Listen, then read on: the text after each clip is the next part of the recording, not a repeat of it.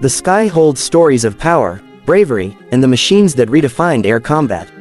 Among those legendary warbirds stands a jet that marked the dawn of a new era, the McDonnell FH Phantom.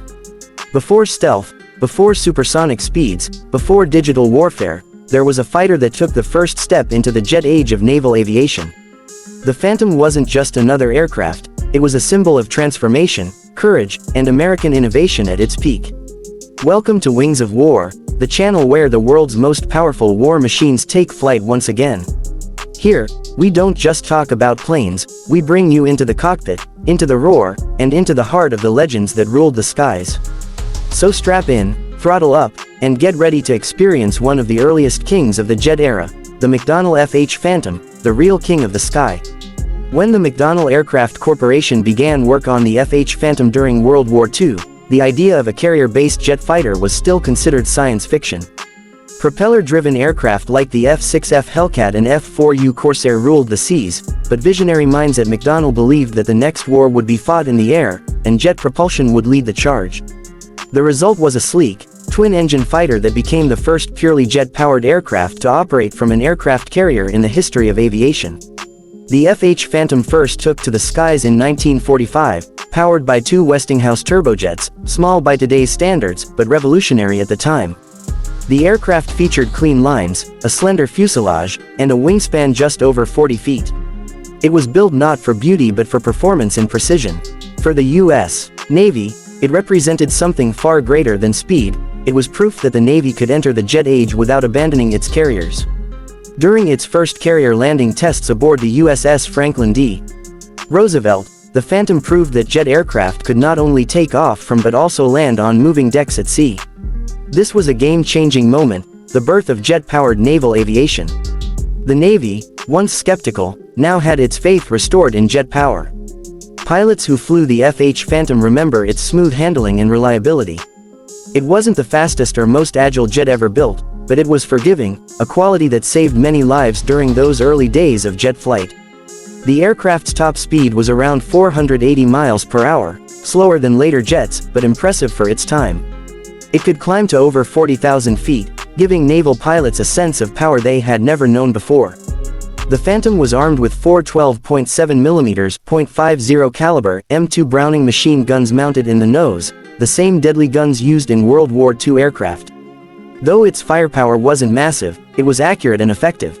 Later experimental versions tested rockets and bombs, laying the foundation for more advanced fighter-bombers that followed.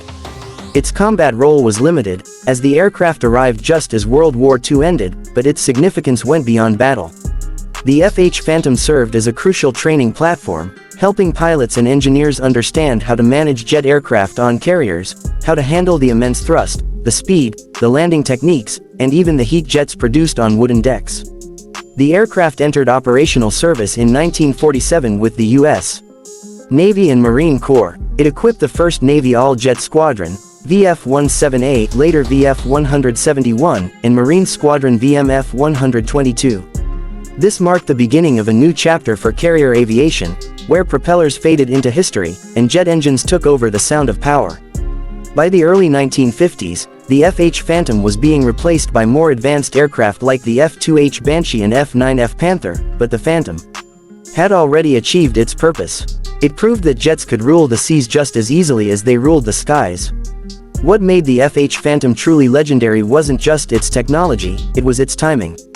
It bridged two eras, the end of piston engine fighters and the dawn of jets. It carried with it the DNA of the future, setting the path that would eventually lead to iconic aircraft like the F-4 Phantom II, a direct descendant in spirit and name. For many aviation historians, the FH Phantom represents courage and vision. It was a leap of faith, taken when the world wasn't sure if jets could survive carrier operations. And yet, it succeeded.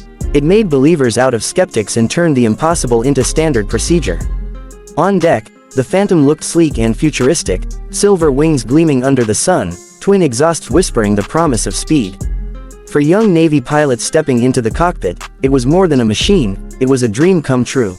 Sitting behind that bubble canopy, watching the horizon roll by at hundreds of miles per hour, must have felt like touching the future.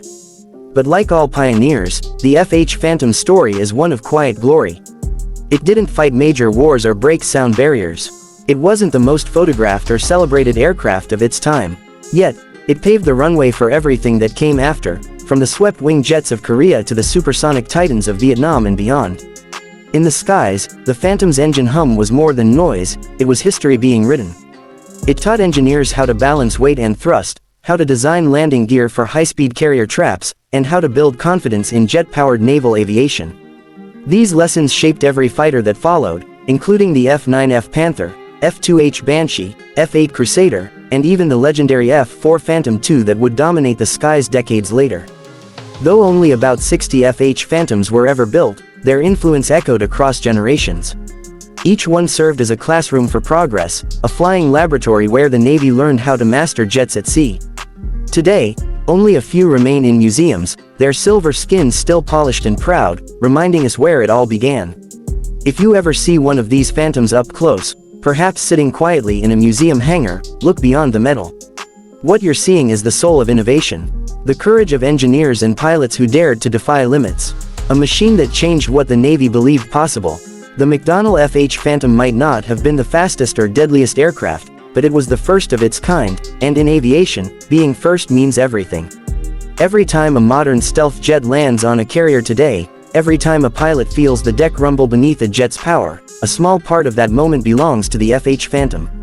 And that is why it remains, the real king of the sky. This is Wings of War, where history flies again. If you love the sound of roaring engines, the smell of jet fuel, and the legends that shape the modern battlefield, make sure to like, subscribe, and join us on our next flight. Because here, every sky tells a story, and every jet, a legacy.